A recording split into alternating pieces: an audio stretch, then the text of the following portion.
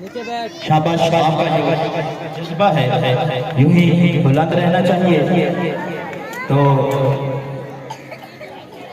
हमारे आबाओ अजदाद ने ये मुल्क हासिल किया, तो हम तो इस बात का अंदाजा भी नहीं लगा सकते कि उन्होंने कितनी मुश्किलात झेली है, कितनी मुश्किलात से वो दो चार हुए हैं, कितनी तकलीफें बर्दाश्त की हैं।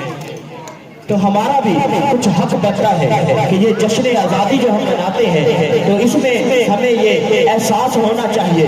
क्या एहसास होना चाहिए कि हमारा काम अब क्या है, कि पाकिस्तान बना कैसे गया। शायर कहता है एक हुए थे तो बना था पाकिस्तान, एक हुए थे तो बना था पाकिस्तान। अब हमारा काम क्या है, एक रहेंगे तो बचेगा पाकिस्तान। ओए नीचे बैठो।